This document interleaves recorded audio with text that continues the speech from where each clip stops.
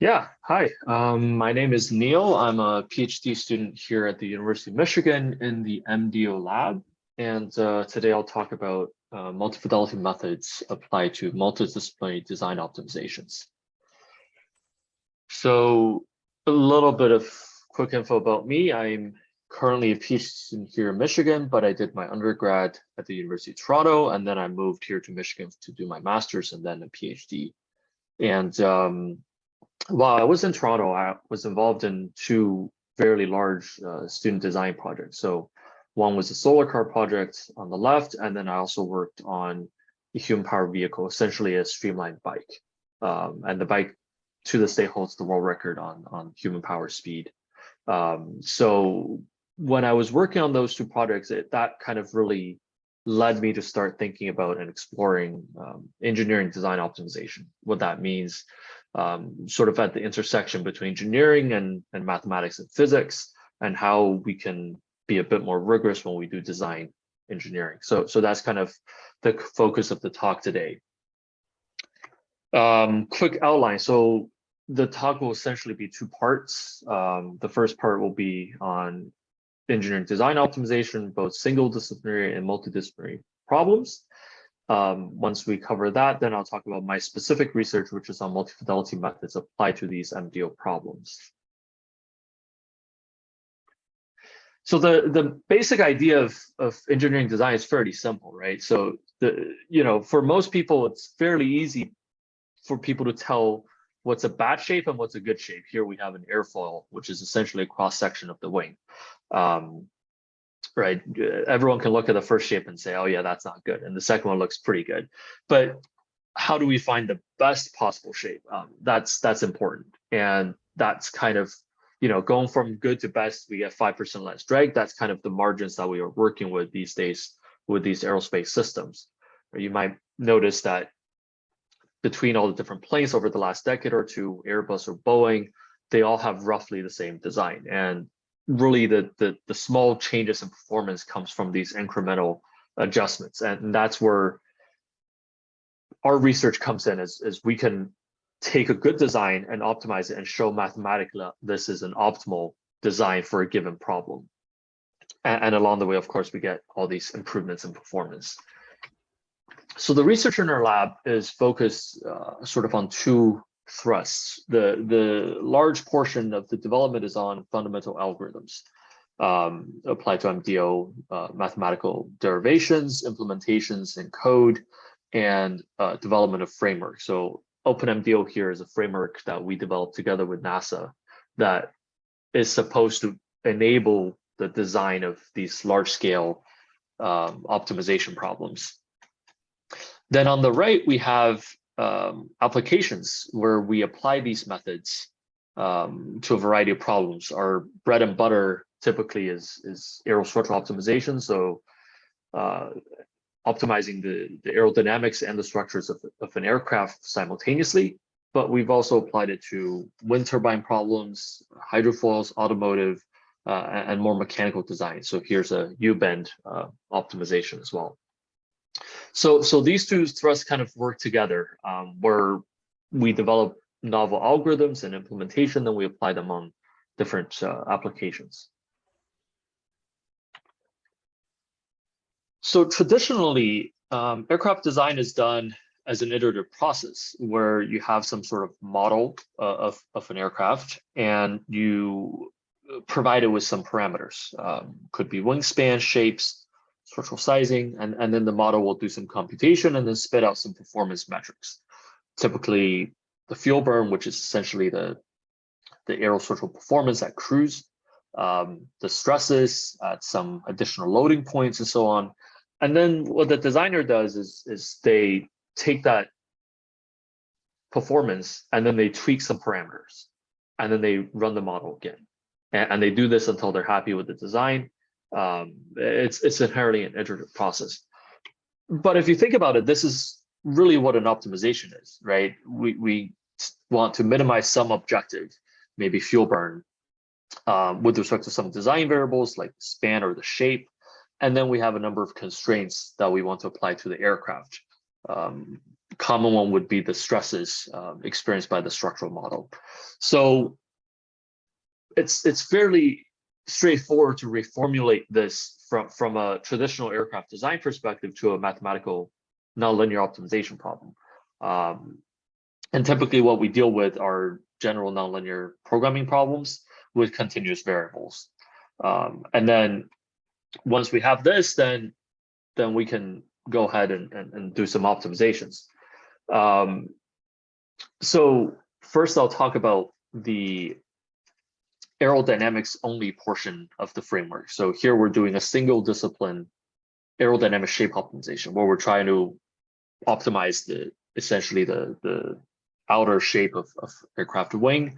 And this process is fairly straightforward if you've done any sort of fluid simulation before.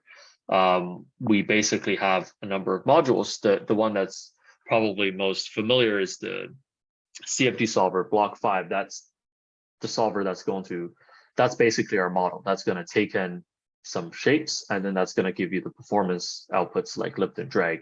And then on top of that, we have some other modules that enable us to do optimization. Of course, we have the optimizer here in green. We have a module that parameterizes the geometry so we can actually change the shape. Then we have a module that deforms the mesh.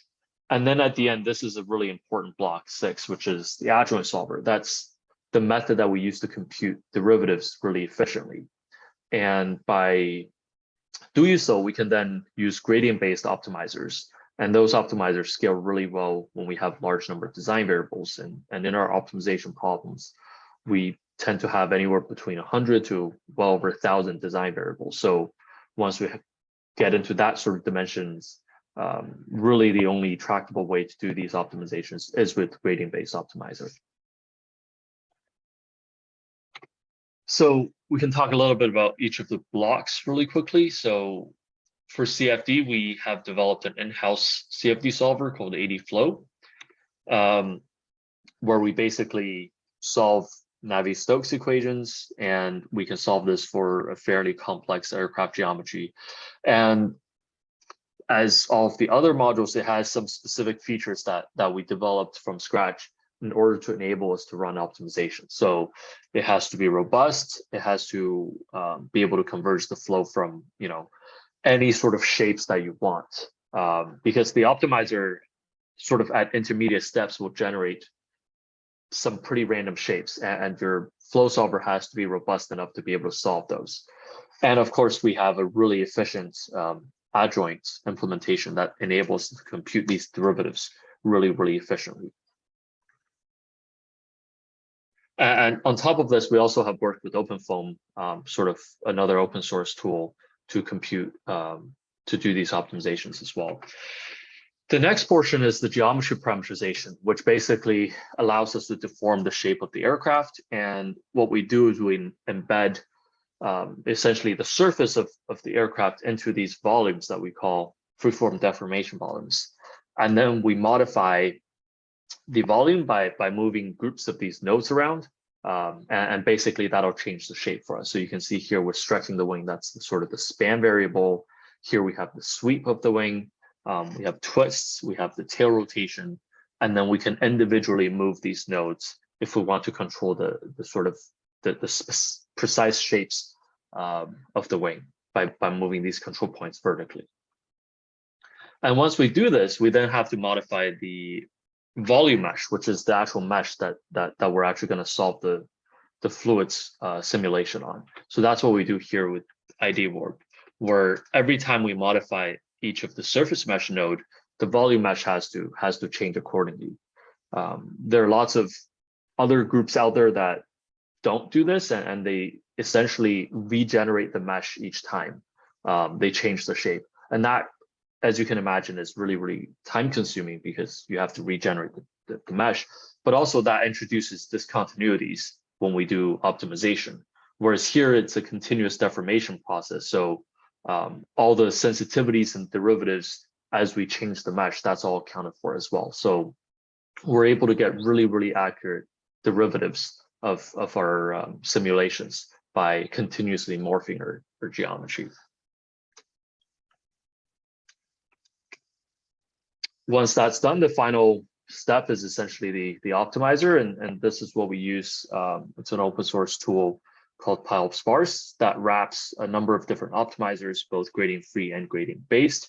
Includes a number of open source optimizers as well as some proprietary ones where you have to purchase the license essentially to run. And it also has some visualization and post-processing capabilities for you to look at the design process. But this is the main driver that's actually going to run our optimization.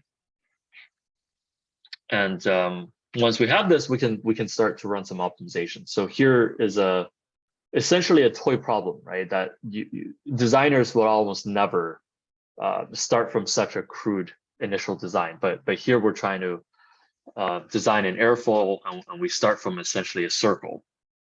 And you can see that we generate some intermediate shapes, but very, very quickly we get to an airfoil shape that's pretty close to what you would expect. And then the final iterations are essentially just fine-tuning the very, very small design changes. And in 89 iterations, we get an airfoil that has the minimum drag subject to a lift constraint and also a moment constraint. And again, because we're using gradient-based optimization techniques, we can actually show mathematically that this design is optimal for this particular optimization problem. And that's really important because a lot of gradient-free methods tend to use heuristics instead of proving that the design that is obtained is actually optimal. And at the end, you see here that we get into the shape that we call a supercritical airfoil. This is something that designers took decades to sort of come up with in the 60s and 70s. And it only took us 89 iterations, which is probably a few hours on a desktop computer.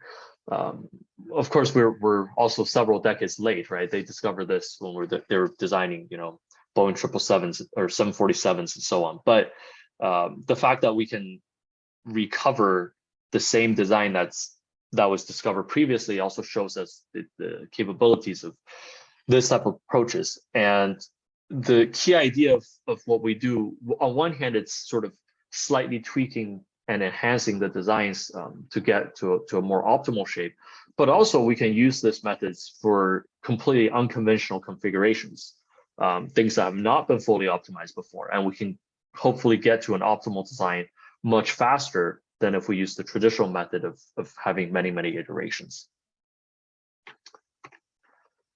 We can also perform 3D optimizations. So here's essentially a transonic wing with some sweep, and we're performing optimization, again, minimizing drag subject to some lift and moment constraints.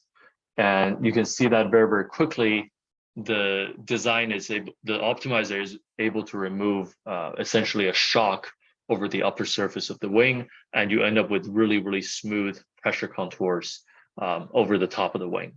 And again, a few iterations, we're able to get a design that's 8.5% less drag, and we're able to do it without too much computational cost.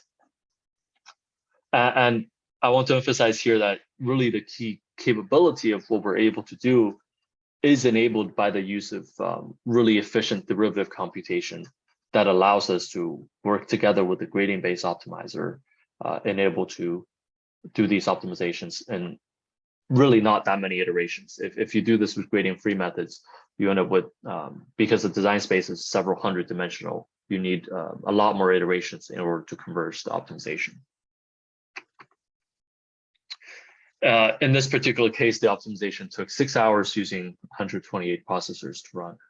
Of course, the cost really depends on how fine the mesh is and how much analysis you want to perform. And I'll talk a bit more about this tying into the multi-fidelity aspect of this optimization, which is the work that I focus on. But as you might think, designing a wing is more than just considering the aerodynamics. If you ever sat beside the wing on takeoff, you'll notice that the wing on the ground is quite low, and once it's in the air, the wing kind of deflects sometimes by several meters up in the air.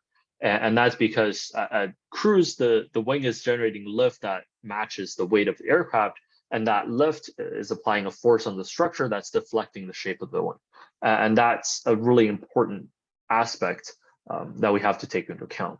So really, to perform wing design, we have to consider the interplay between the aerodynamics and the structures.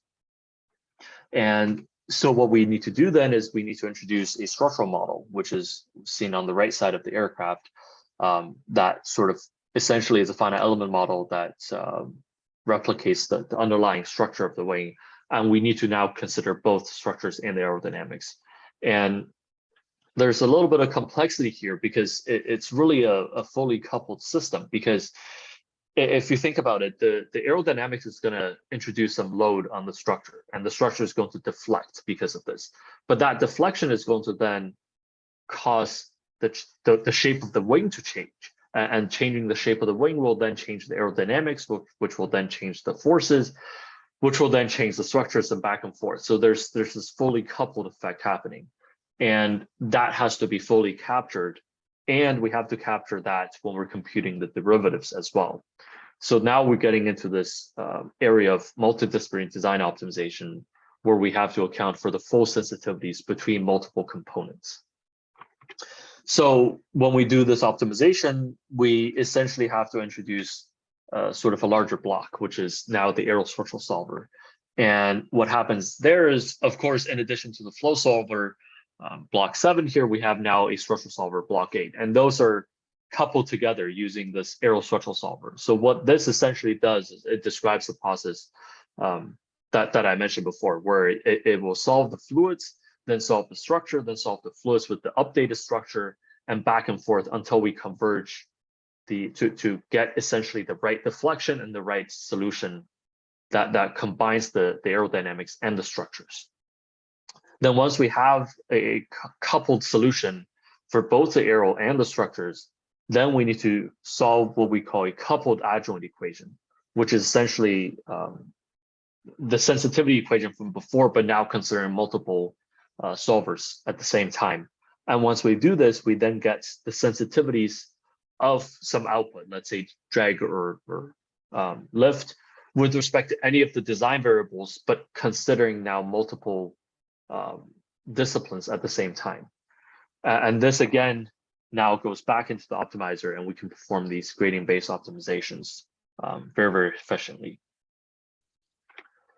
So we can now do these what we call large-scale aerostructural optimizations, basically considering the aero and the structures. So this is a model that we developed together with NASA called the Undeformed Common Research Model.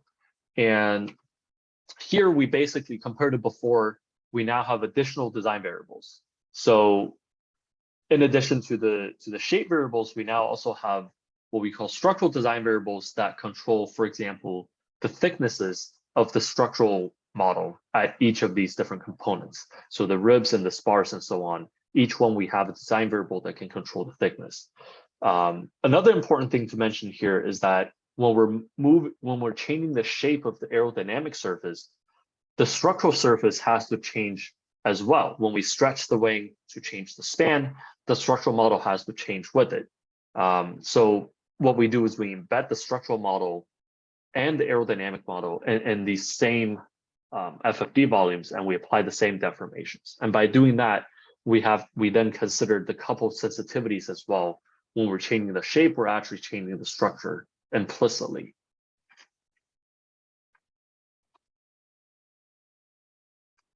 So we can then perform essentially these aerostructural optimizations for a full aircraft. Here we have two different optimizations. So on the left, we're trying to optimize for the takeoff gross weight, and on the right, we're trying to minimize the fuel burn of the aircraft. So everything else about these two optimizations is identical. It's just a different objective function. And just by doing that, you can see, depending on what you prioritize in the design, you get a completely different wing planform. If you're solely focused on reducing the fuel burn, which is essentially the drag of the aircraft at cruise, then what you end up with is really, really long and slender wing. And from aerodynamics, we know that as we increase the aspect ratio of the wing, we improve its aerodynamic performance and we reduce its drag. So that is what's happening here.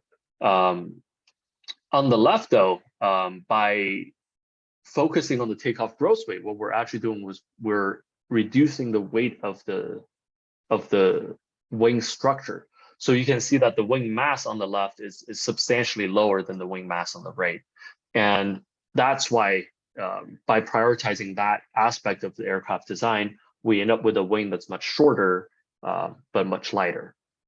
So at the end of the day, if you're a designer, once you have these tools available, it's really important to think about sort of what type of design you want to do and how you formulate the design problem, because that's going to have a huge impact on the design that you get at the end. And ultimately, typically what you end up with, you want some sort of compromise between these two extremes. So you can do a multi-objective optimization where you combine different objectives of what you're after in order to get a design that's more balanced between these two. Here's another example where we start from what we call a plank wing, which is really just a rectangular wing that looks completely non-optimal for this type of aircraft. And by using this coupled aerostructure optimization, we're able to very, very quickly recover a swept wing that looks much more closely resembles a commercial jetliner that we have today.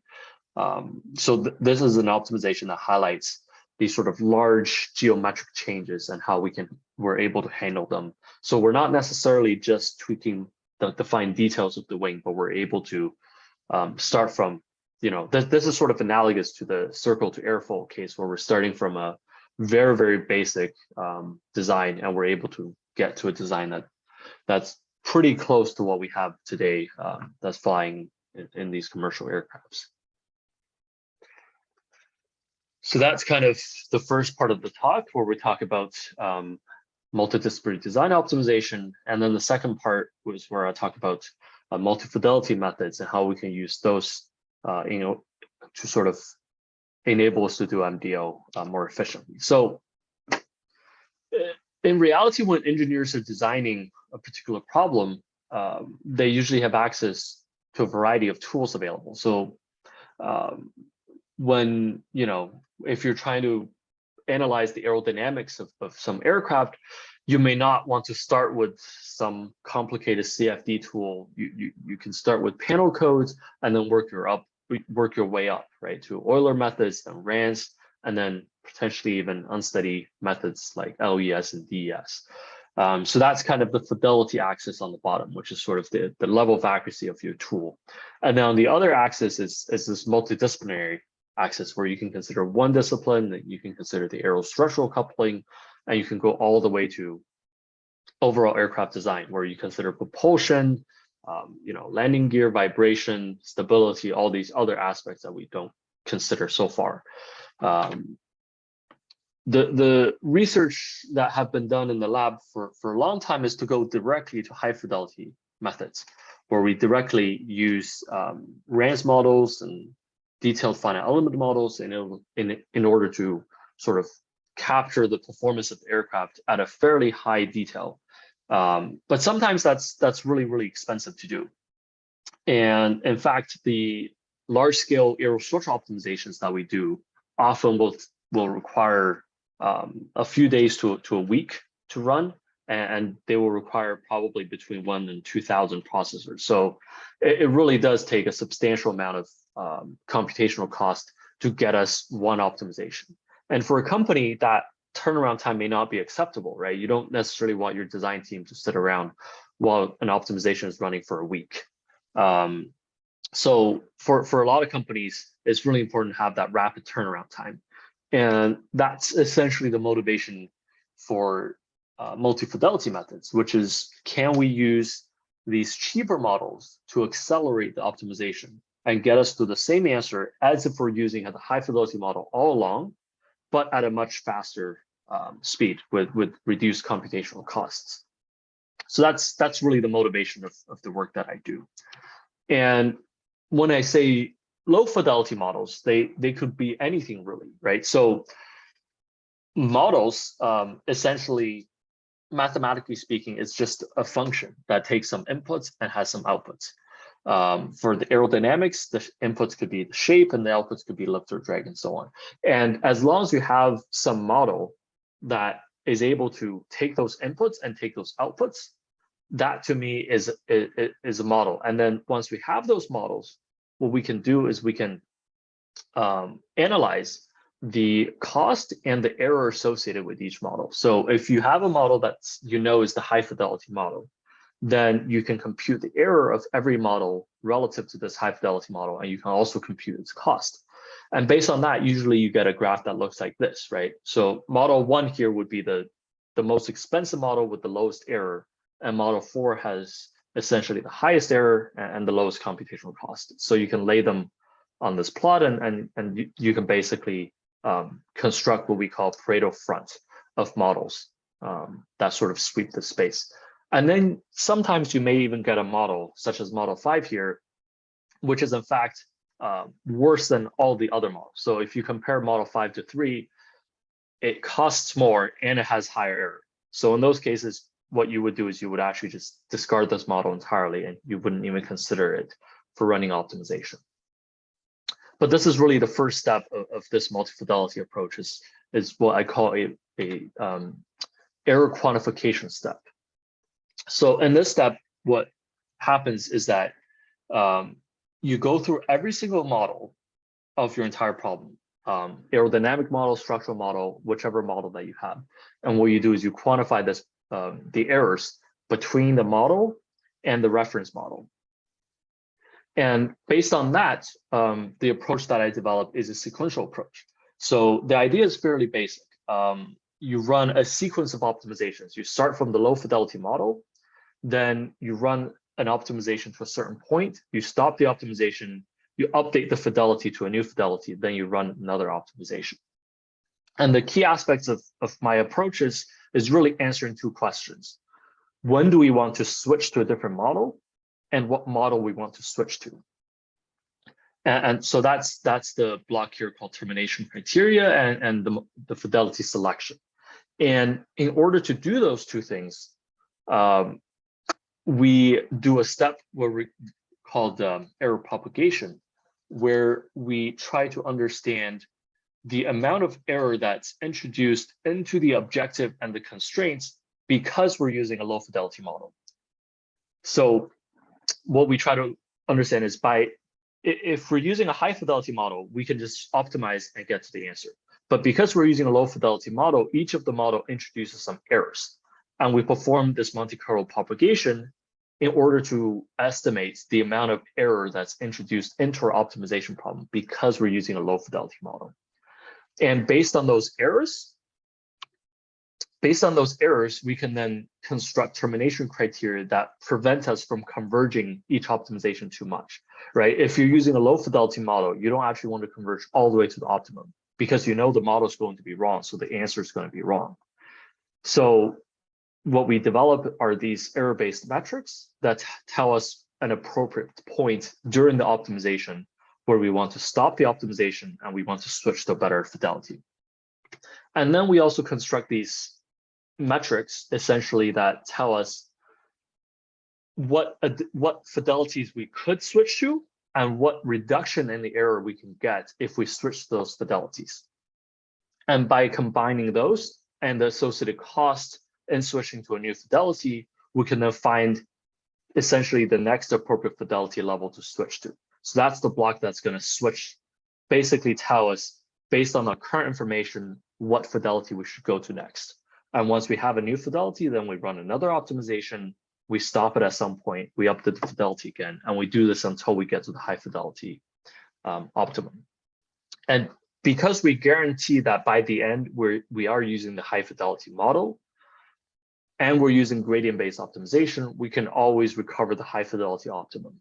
So that's really important because a lot of multi-fidelity methods actually do not guarantee that they are going to get to the same answer.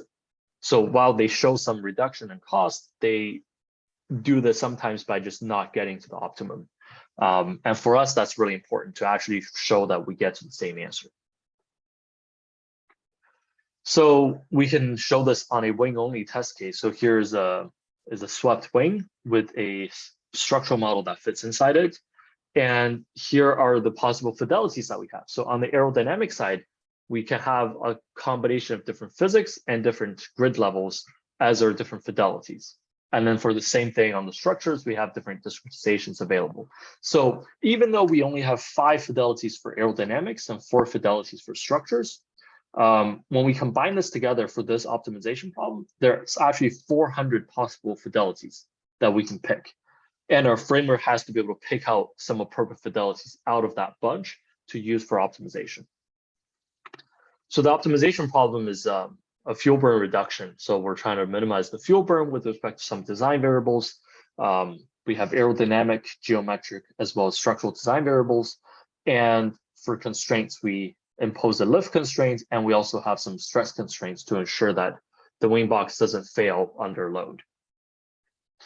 And we run this optimization problem. In fact, we get a 59% reduction just by using these low fidelity models. So you can see here's a table that shows essentially the sequence of fidelities that we use in optimization. So this approach took 9 essentially sub-optimizations.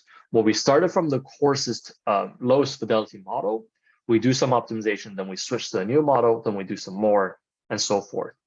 And if you look at the optimization progress, because the earlier optimizations are so cheap, we essentially, it costs us almost nothing to get a significant improvement in our design, right? We got 50% of the way to the final design in a fraction of the cost. And from there, as we switch to higher fidelities that are a little bit more expensive, we take longer and longer. But at the end of the day, we save 59% of the cost by using these really, really cheap fidelities at the beginning of the optimization. So to summarize the talk, the key aspect is by using these gradient-based optimization techniques, that enables to run MDO problems fairly efficiently, and we can demonstrate this on large-scale, high-fidelity aircraft design problems. And then by leveraging multiple lower fidelity models, we can accelerate the optimization converges substantially just by using these low fidelity models.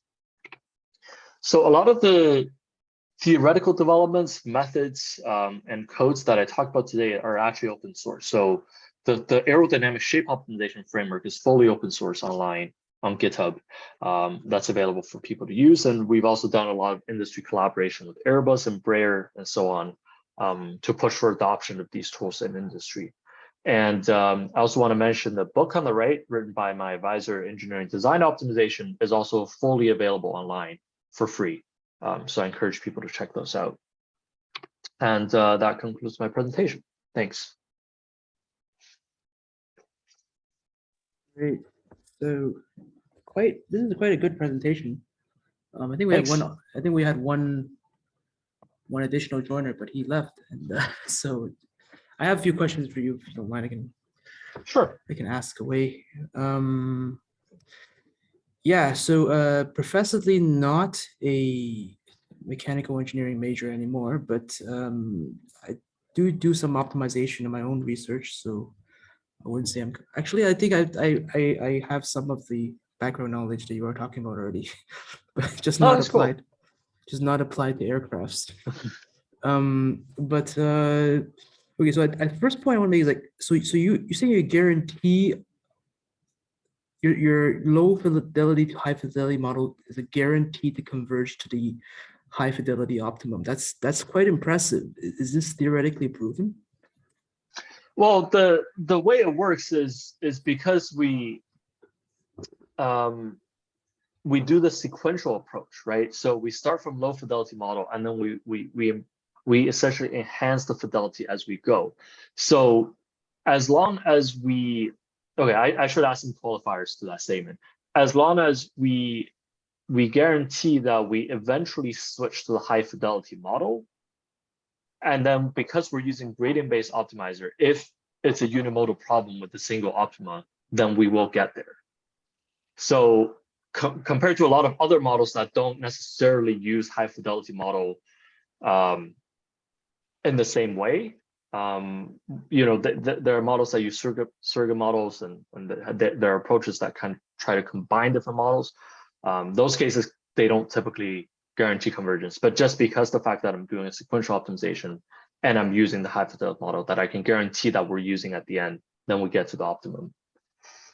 So what you're saying is that if you use the high fidelity model, you're guaranteed to get there, but you're using it at the end anyways. It's going to speed up the jump to the optimal. That's solution. right. So the idea is by using low fidelity models, we get close to the design. So the low fidelity model actually does a couple things for us. The obvious thing it does is gets us to a design that's closer to the high fidelity optimum, right? Ideally, your low fidelity model is somehow representative of your high fidelity model. But more importantly, because we're using gradient-based optimization, in the low fidelity optimizations, we learn about the design space. We learn about the approximate Hessian in the gradient-based optimization, the slack variables, the active sets. So all those information we learn from the low fidelity model, and then we apply it to the high fidelity case every time we switch. So that's really the thing that accelerates the optimization.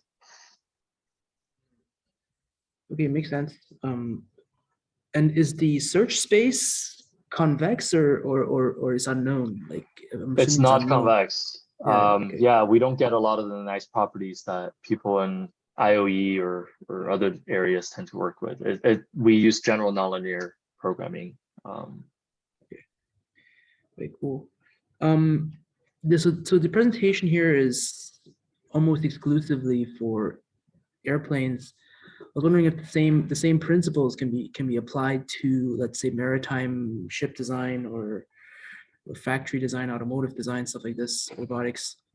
Yeah, absolutely. We actually do work quite a bit with naval architecture people. So we've done hydrofoil designs and ship hull designs. That's sort of the closest analog because, well, instead of aerodynamics, you just have hydrodynamics, but everything else is essentially the same. You have to consider cavitation and some other things, but it's not too bad. Once you get to automotive, things become a little bit more tricky because the aerodynamics become more complex. They have a lot of separated flow and a lot of turbulence. So things are a little bit trickier there, but it's still doable. And we did have a project with Ford where we were optimizing a vehicle. As you go broader in terms of applications, there are some limitations to what we do. Obviously, models are important, right? You need to have models that can capture the physics that you need. And I don't know too much about non-aerospace related applications, but the other thing is we do continuous variables only, so no discrete variables or binary variables. We don't do topology optimization. The optimization problem has to be a continuous process. So there's some limitations there, and there are people sort of in related fields doing, for example, structural topology optimization, where they take slightly different approaches because the problem is essentially it's quite different. It's a gradient problem. It's a gradient optimizer. So that's right. Yeah. So because we're using gradient, we can only work with continuous variables, and the design space has to be continuous. You can't have sudden jumps in your function, right? That's really tricky. And then for things like topology and so on, if you have a design problem that has a lot of local minima, that a lot of topology problems tend to have, then our approach is not really suitable because we're only guaranteed to find the local optimum. And our hypothesis in general is that we work on problems where there's only one optimum. And we usually check this by doing, for example, starting from random locations in the design space and run gradient-based optimization, see if they converge to the same optimum. I guess I could ask more questions, but that's just me and you. But what are some, like, so you mentioned you use proprietary solvers integrated into the open source software. So how do you integrate the proprietary solver into your software? Is it quite difficult to do that? So the solvers are we have full access to the solvers.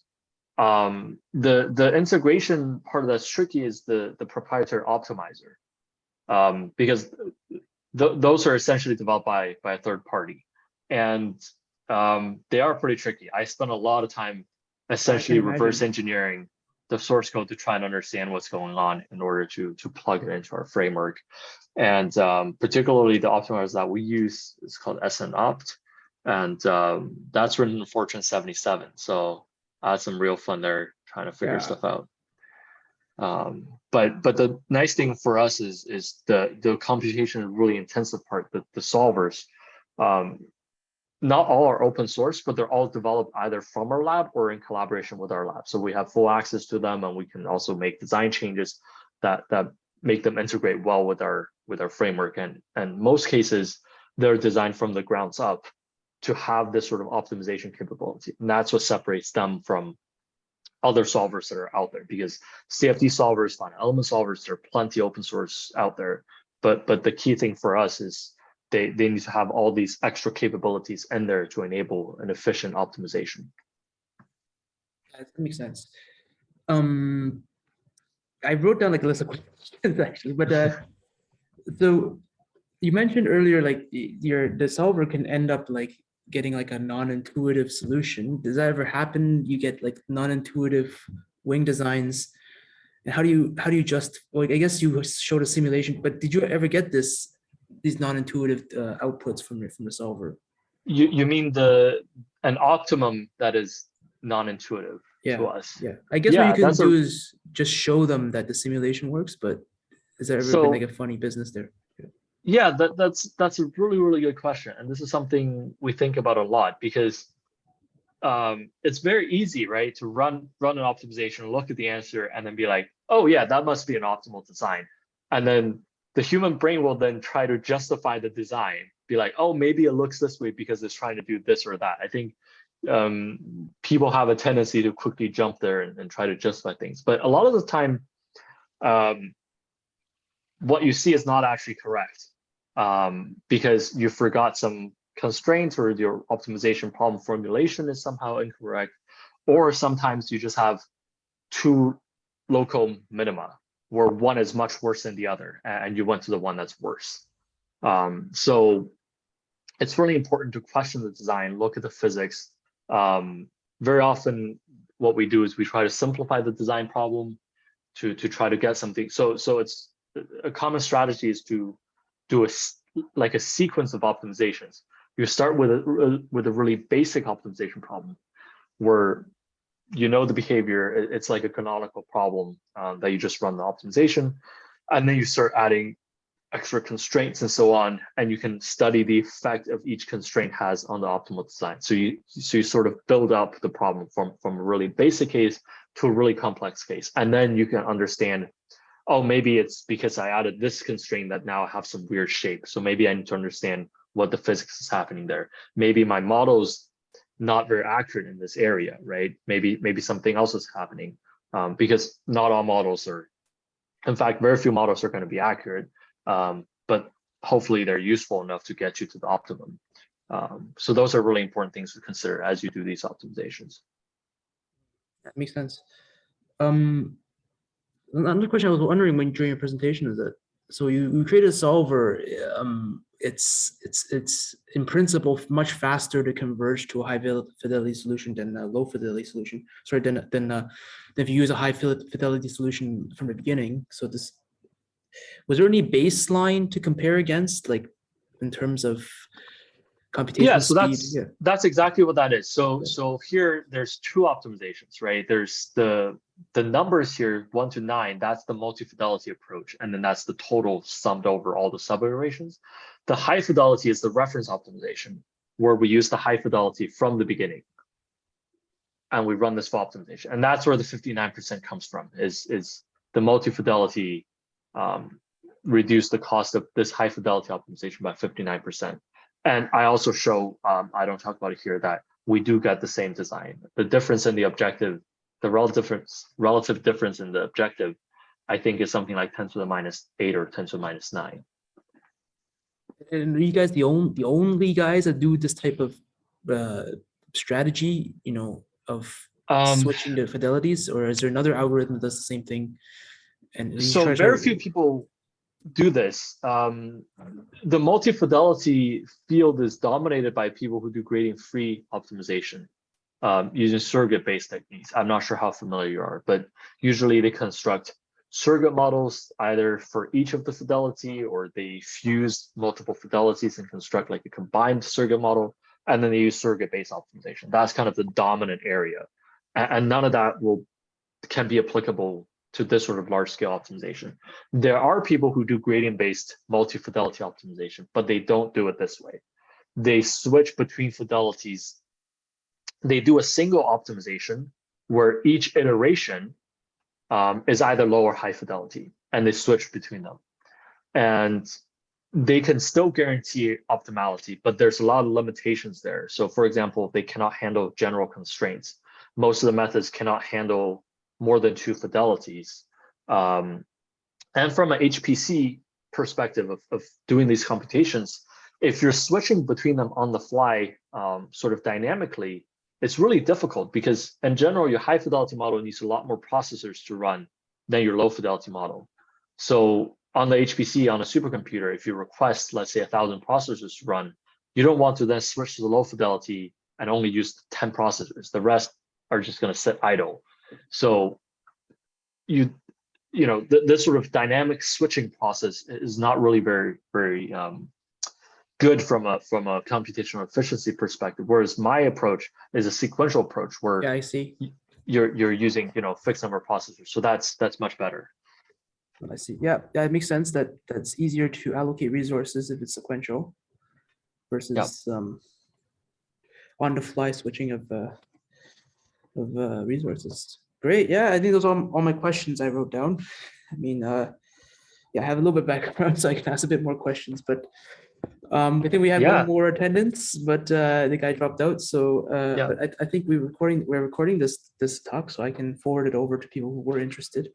Maybe we'll find the time to talk about it. Sorry, to attend in person or like live, but I will forward it over. Any questions you have for us or me or myself? No, I really enjoyed that.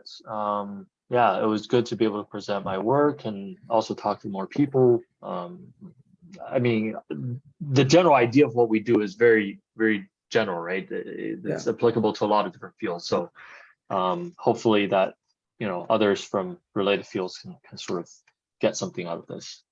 And did you just finish your defense recently or? No, so I'm defending December, but my pre-defense, we have a pre-defense thing where for us that's like the actual defense that's happening next week. I see. So it's technically next week. But good luck. So I hope this was good practice. I hope I asked some questions that you might be asked. Also, really good in your actual defense. But yeah, it's useful for me as well because I do some optimization in my own research. But of course, not necessarily related to aerospace. Cool. And so let's stay in touch. Again, as I said, I'll share the videos around to, I think there's some people who are interested in this talk to express they were, but just couldn't show up today. Yeah. And if they have questions, they can email you. Of course.